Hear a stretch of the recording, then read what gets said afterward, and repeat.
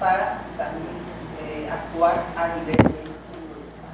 Entonces, todo lo que es corrección, o sea, todo lo que es mantener la homeostasis y que está ligado a la presencia de un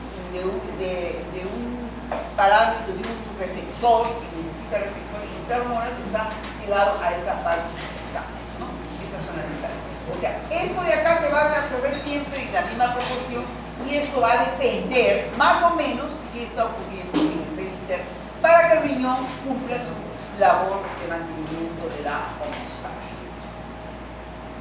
Bueno, acá obviamente recordando el arterial aferente, el glomérulo, el arterial eferente, que existen los capilares peritubulares alrededor, de tal manera que el túbulo renal, o sea que prácticamente se inicia con la cápsula de Bowman, que es el tejido epitelial propiamente del riñón, está en contacto con la sangre, no solamente a través del glomérulo, sino en cualquier parte del túbulo a través de los capilares peritubulares.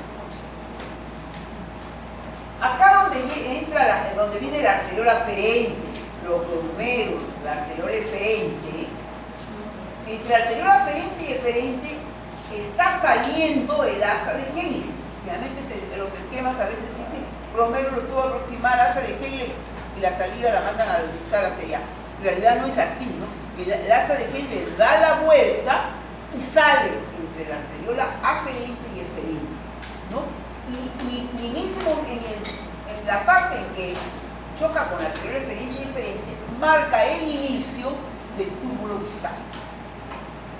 Y este inicio del túbulo distal se conoce por la presencia de las células de la mácula densa que pertenecen al túbulo distal, y que esas células de la mácula densa tienen ciertas, como su nombre lo dice, pigmentaciones oscuras, y son también otros sensores, ¿no? Como ¿de qué? De la cantidad de sodio que está pasando, el nivel de sodio que está pasando ahí.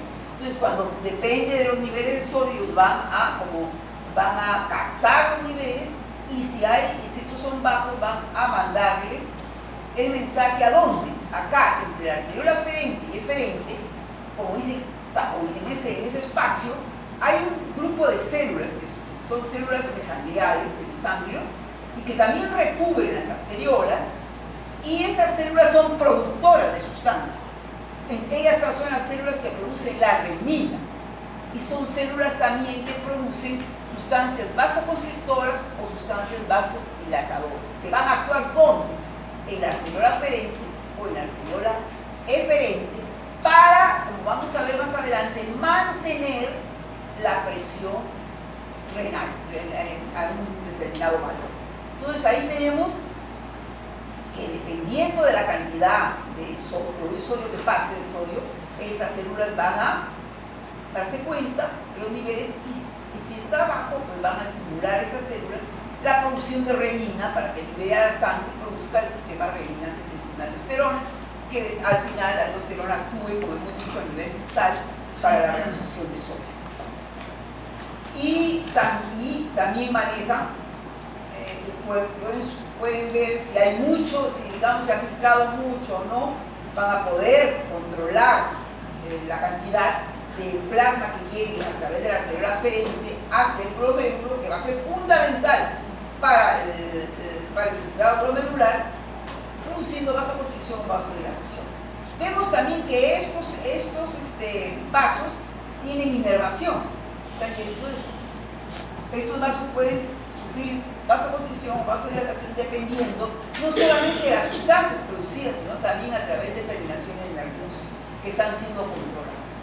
Y ahí entonces que toda esta parte es importante para la fisiología renal, y esta parte recibe pues el nombre del aparato yuxtaglomerular, que involucra las células de la mácula densa, las células mesangiales, que son que justamente son secretoras de sustancias, y las arteriolas aferente y eferente, donde también se van a producir pues estos fenómenos de vasoconstricción, la vasodilatación y la acción de ciertas órganos. Acá podemos ver por la esquemita donde están las células de la mácula densa, ¿no? Entonces, el inicio, o sea, el término de lo que es la rama ascendente del asa de Henle, gruesa, y el inicio del túbulo distal. células de la mácula densa, que van a captar los niveles de sodio que está pasando acá en el líquido, ¿no? Y esto de acá, que está ponida, que está alrededor de las arteriolas, viene a ser las células de las células mesangiales, que también se denominan células yuxtaglomerulares, porque están encima del glomérulo, y que, como hemos dicho, producen la renina y producen sustancias vasoactivas, ¿no? Acá vemos también que estos arteriolas también son sujetos a terminaciones nerviosas del nervio renal y que pueden también sufrir vasoconstricción. Bueno, entonces, hasta aquí hemos hecho una revisión de lo que es la estructura anatomo-fisiológica de las partes del riñón, sobre todo el nefrón. Entonces ahora vamos a ver cómo funciona ese nefrón, cómo es que puede hacer ese nefrón funciona para cumplir esa labor de homeostasis, ¿no? De mantener el agua, mantener los electrolitos, mantener el pH, ¿no? Mantener la osmolaridad, que son los puntos fundamentales del medio interno. Entonces esto lo hace mediante 3 procesos que se llevan a cabo en el nefrón. El proceso 1, que es filtración glomerular, que como ya hemos adelantado algo, y que como su nombre dice, filtración glomerular se lleva a cabo en el glomérulo. Acá tenemos un nefrón, en lo cual se ha colocado así, paralelo, fines didácticos. También se ha desarrollado los capilares glomerulares. Tenemos aquí la sangre llega, circula entre los capilares glomerulares, llega a través de la arteriola aferente, sale por la eferente y tenemos los capilares ventriculares en contacto con los diferentes segmentos del tubo. Primer proceso, filtración glomerular, está el número 1. Mediante este proceso de filtración glomerular, hemos dicho, la sangre que está circulando ahí es filtrada. La sangre es filtrada y lo que puede pasar de la sangre pasa hacia el interior de la cápsula de Bowman. ¿Quién es el limitante? El filtro. ¿Cuál es el filtro? Estas membranas que tienen que atravesar. La membrana de la cápsula con la membrana basal y la membrana la membrana del vaso con su membrana basal y la membrana de la cápsula. Esto va a formar el filtro glomerular y depende de los poros de este filtro, de estas membranas, que van a pasar. Por eso es que decimos, ¿qué es lo que pasa acá? Está pasando plasma con todas las sustancias compuestas que tiene el plasma, a excepción de las proteínas de alto peso molecular. Si nosotros quisiéramos saber cuál es la concentración de una sustancia en la cápsula de Bowman, es la misma concentración en el plasma, siempre y cuando no sea una proteína, porque la proteína no va así, no va, o que se liga a proteínas, ¿no? Pero de ahí asumimos que la concentración de cualquier sustancia que esté en el plasma es la misma que va acá, porque filtra libre.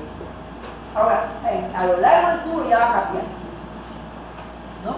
Y luego los otros 2 procesos se llevan a cabo en el túbulo, por eso es que son reabsorción tubular y secreción tubular. El 2, reabsorción. Hemos dicho, o sea, este líquido que filtró, en el cual están todos los elementos del plasma, puede ser reabsorbido. Y reabsorbido significa que va a atravesar la membrana del túbulo, llegar al intersticio, que es lo que rodea el túbulo, y a los vasos sanguíneos, y luego ingresar hacia el capilar peritubular para retornar a la circulación. Entonces, ese es el proceso de reabsorción. Y el proceso de reabsorción se lleva a cabo por transporte de membrana. Entonces, puede ser que alguna sustancia se reabsorbe por fenómeno activo o por procesos pasivos, ¿no? Y luego después tenemos el tercer proceso que también se da a nivel del túbulo renal, que es el proceso de secreción tubular. Y por el proceso de secreción tubular, en la sangre que está circulando en el capilar tubular, los elementos de la sangre pueden ingresar hacia la luz tubular y ser eliminados también por la orina. O sea, por todo lo contrario que la reabsorción de la sangre atraviesa la membrana por transporte de membrana, también atraviesan la pared del vaso sanguíneo y llegan hacia la luz o lumen tubular para ser eliminados en la orina. Entonces, al final, lo que es excretado, que no es lo mismo que secretado, se secreta dentro y excretado es lo que está en la orina, es producto de la filtración, la reabsorción y la secreción de sustancias, ¿no? Todo lo que está en la orina, que está excretado en la orina, necesariamente tuvo que estar en el plasma. Entonces, esto es lo que lo va a cambiar. Ahora, ¿por qué se produce la secreción? En realidad, cuando se produce, cuando llega la sangre a ser filtrada, y decimos que solo se filtra el plasma, no es que toda la sangre que llega acá, todo el plasma se filtra, de la sangre que llega acá, solo un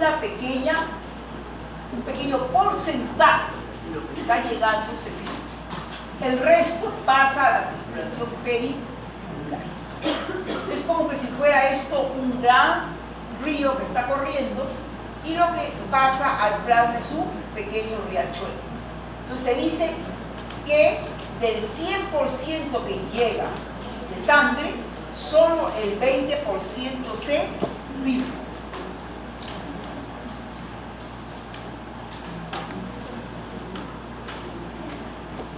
Pasa a la que es la circulación peritubular, ¿no? Y por eso es que si una sustancia no se filtró, todavía puede ser eliminada por el proceso de secreción.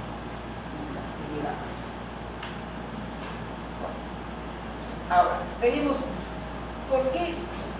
cómo se produce ese proceso de filtración ocular. Hemos dicho, no hay nada de raro, ¿no? La filtración ocular es poner un filtro y dependiendo de los poros del filtro va a pasar. Sin embargo, la cantidad, la velocidad con que se filtra es muy grande. La tasa de filtración glomerular, o sea, lo que se filtra por minuto, como sabemos, es de 125 minutos por minuto. Eso es una cantidad grande. O sea, el riñón está filtrando una gran cantidad, lo que va a dar lugar a que en el día filtre alrededor de 180 litros. Que nos está indicando que está circulando la sangre continuamente todo el día a través del riñón, ¿no? 180 litros de plasma. Eso es grande. Entonces, hay que tratar de buscar una explicación de que nos diga por qué en el riñón se produce esta tasa de filtración tan grande. Y no es solamente el hecho de que llegue el plasma allí y atraviese la membrana dependiendo del tamaño. Y es que en el riñón hay una presión, o sea, una fuerza que empuja al plasma a que atraviese la membrana. No es solamente de que esté la membrana allí y que pase lo que debe ser, sino que hay algo que lo empuja y que permite que se llegue a esa tasa de filtración glomerular. Esta fuerza se conoce con el nombre de presión neta de filtración o presión de filtración. O sea, el proceso de filtración se lleva a cabo así en esa cantidad debido a que hay una fuerza, una presión de filtración, algo que lo empuja a que el líquido atraviese la membrana, lo está siempre empujando, ¿no? A que atraviese. Y esto es lo que sería la presión neta de filtración. Acá en la fórmula tenemos presión neta de filtración. Y esta presión neta de filtración es el resultado de la suma algebraica de otras presiones que existen ahí. Ahí existen tres presiones. Hay una presión que favorece, o sea, una presión grande que va a empujar, y hay también presiones que se oponen al filtrado.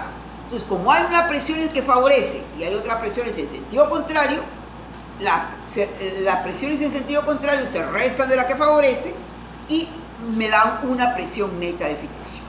o sea, una presión determinada. Entonces, y aquí están las presiones del juego, ¿no? Se ha colocado el capilar, el glomerular, paralelo a lo que es la cápsula del bono. El filtro ya sabemos que son estas dos, ¿no? La pared del capilar y la pared de la cápsula del bono. Bueno, ¿qué presiones hay? Hay tres presiones. Una es la presión con que circula la sangre en el vaso sanguíneo, en el capilar peritubular, que se denomina también presión hidrostática, la presión del agua, del líquido con que circula. Es esta presión con que circula la sangre. Esa es esta presión, la más grande, que es presión PGC, P del capilar glomerular. Esta es la más grande, que está indicando, la flechita está indicando la dirección donde va, y el grosor de la flecha me está indicando la magnitud de la presión, la más grande. La presión con que circula la sangre, la presión hidrostática, la presión del capilar glomerular prácticamente. Que lógico, la presión de la sangre a este nivel ya va a depender de la presión sistémica, ¿no? Porque en menor magnitud, un vasito, pero va, digamos, depende, ¿no? Significaría que si la presión aumenta, también en su magnitud a ese vasito debe aumentar. Y si la presión disminuye, también a ese magnitud debería. Vamos a ver, ¿no? Entonces, hay dos presiones opuestas. ¿Cuáles son las dos presiones opuestas? Estamos indicando la magnitud, la dirección, o sea, en lugar de hacer que filtre, están oponiéndose. Una la vemos también CG, capilar glomerular, o sea, hay una presión que también se ve en el vaso, o sea, en el vaso sanguíneo, el capilar peritubular, además de la presión con que circula la sangre. Y esta es la presión PGC. Esta es la presión de las proteínas.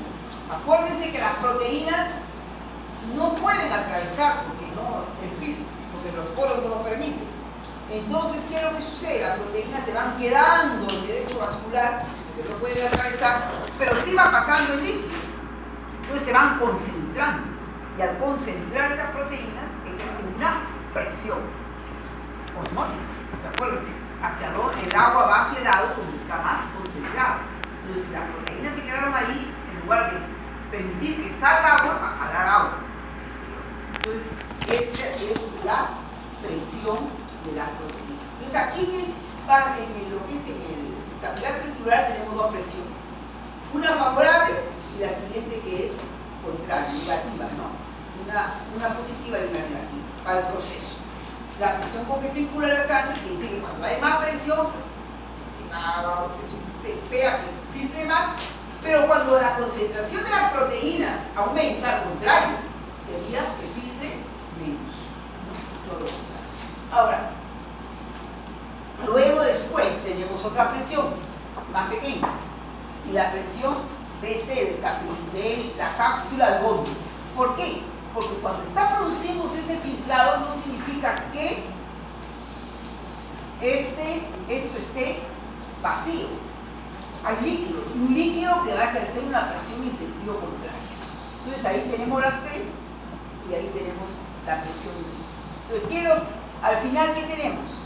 Estas dos se suman y se le resta la presión con que circula la sangre. Y ahí tenemos presión neta de filtración es igual a la presión del capilar glomerular, o sea, la presión hidrostática, la presión con que circula la sangre, menos la suma de la presión de la cápsula más la de las proteínas.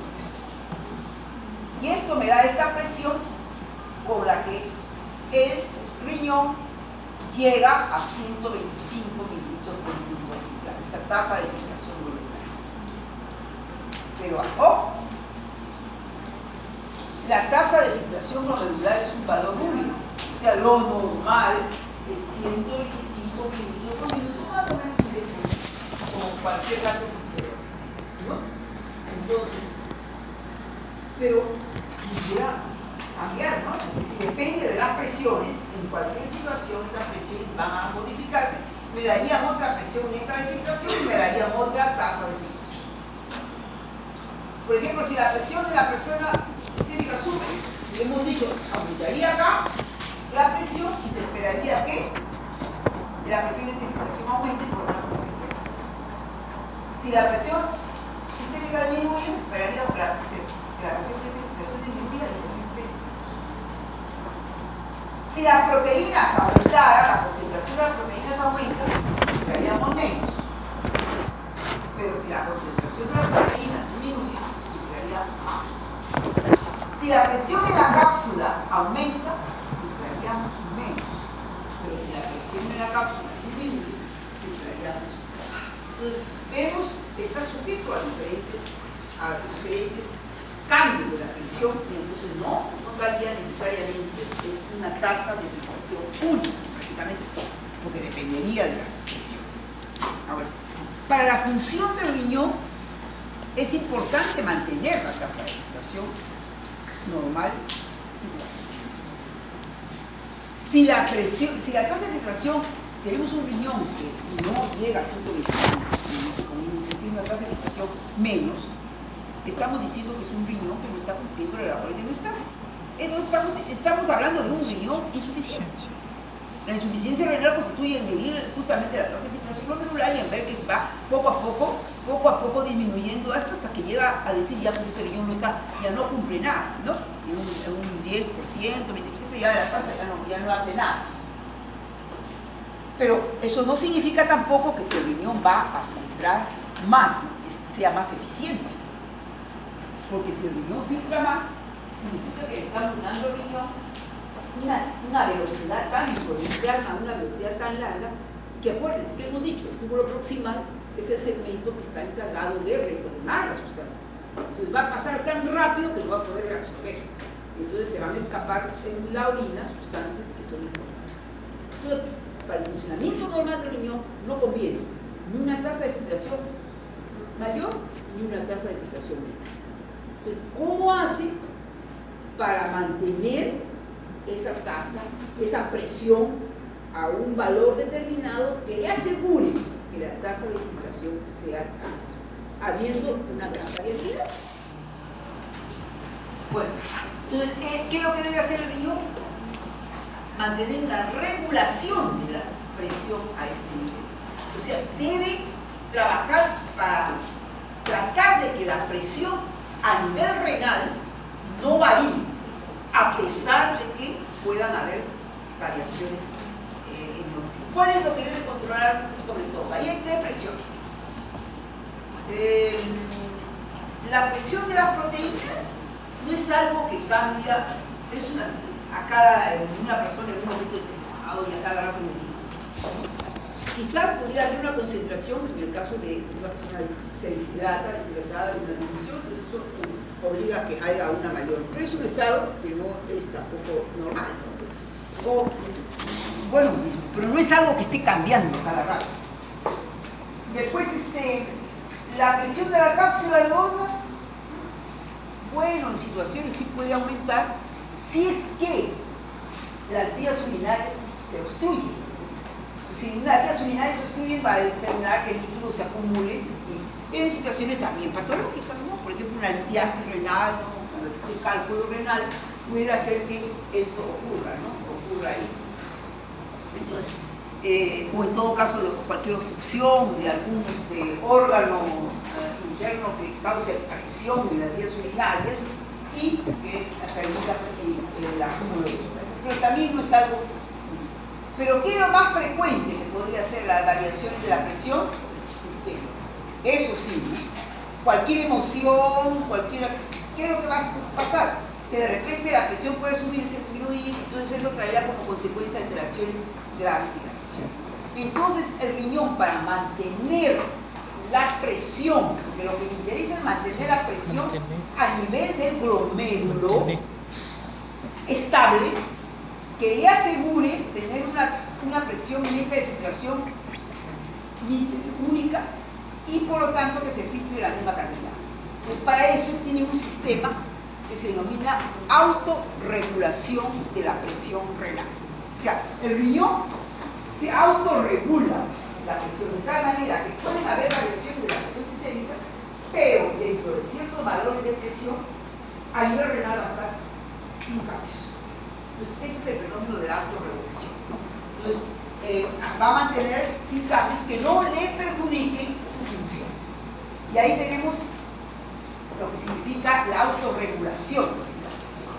Entonces, veamos, si nosotros rodeamos en una gráfica varios valores de presión desde cero, imaginándonos cero no va a tener ninguna persona cero, hasta, miren, a 240 milímetros de mercurio está la presión, y acá está, en este eje que colocamos, el flujo de sangre renal, o sea, la cantidad de sangre en litros por minuto, entendiendo que a mayor presión, mayor cantidad de sangre va a llegar al riñón, y por lo tanto, mayor plasma se va a filtrar. Cuando sea menos la presión, entendemos que menos sangre llega, menos plasma y se filtra menos. Entonces él quiere mantenerlo constante. Y esto nos dice la gráfica, ¿no? Por ejemplo, de 0 acá, más o menos a 80, cuando aumenta la presión, aumenta la cantidad de sangre que llega. Y es paralelo, ¿no? O sea, una línea, digamos, ¿no? Que nos da ahí, ¿no? Aumenta este, aumenta también esto. Pero ¿qué pasa? Más o menos en 80 sigue aumentando la presión y vemos que esta línea debería continuar acá.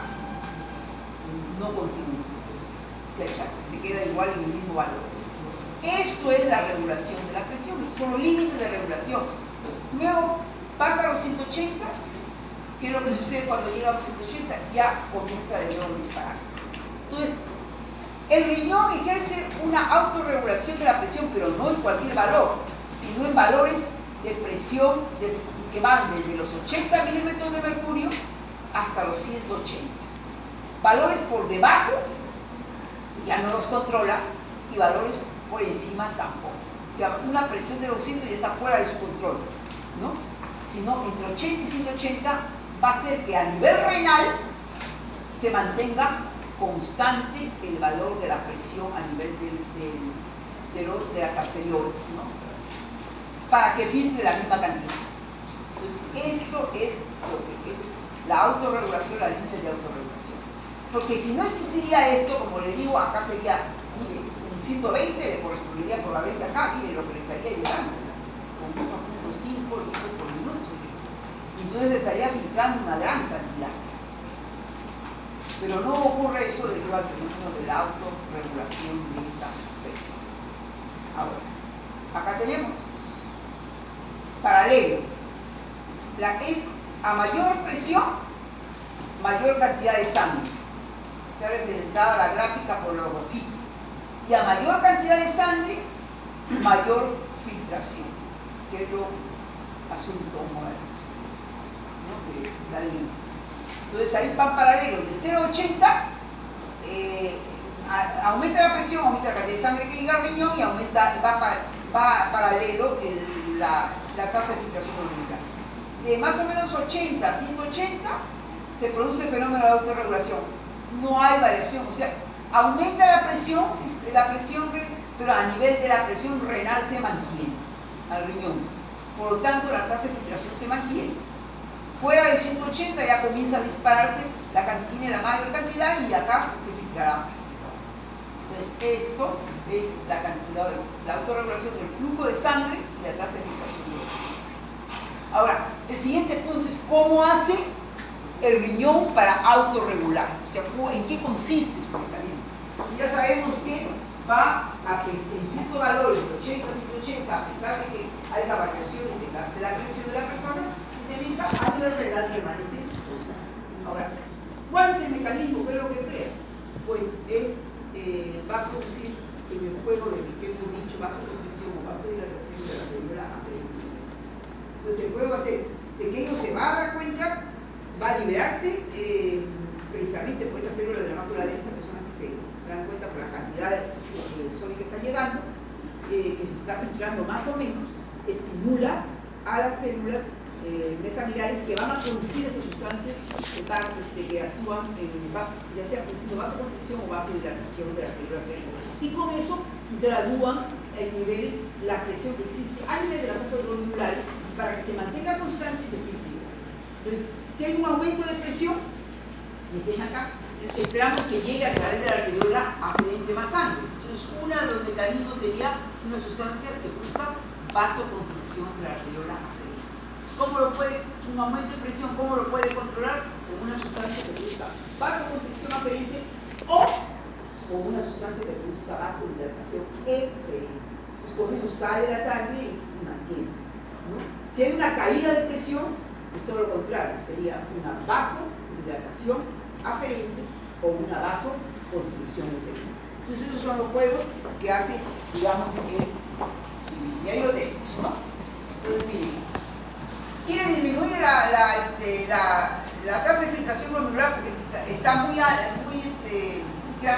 elevado. ¿Por qué? Porque hay un aumento de presión. Entonces, ¿qué es lo que sucede? Puede hacerlo produciendo una vasoconstricción de la arteriola aferente. Entonces, con eso disminuye la cantidad de sangre de plasma que llega y por lo tanto disminuye la tasa de filtración glomerular. Otra puede ser también para disminuir la tasa de filtración glomerular, en lugar de actuar a nivel de la aferente, actúa a nivel de la eferente, produce una dilatación. Entonces, el plasma que está llegando acá, produce esa dilatación, sale, ¿no? Y disminuye la tasa de filtración glomerular.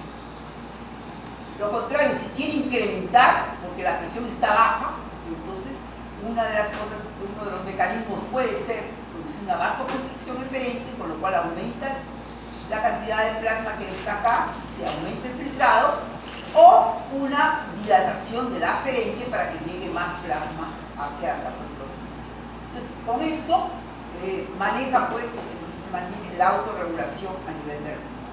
Sustancias que van a producir, que ya conocen ustedes, las vasoconstrictoras, sustancias vasoconstrictoras que a nivel de riñón van a actuar a nivel de la arteriola aferente y eferente. Algunas actúan exclusivamente y otras sí tienen diferencia. Por ejemplo, son la norepinefrina, que va a actuar igual en ambas, la angiotensina 2, que fundamentalmente va a producir más vasoconstricción a nivel de la arteriola eferente, la endotelina igual y el tromboxano, ¿no?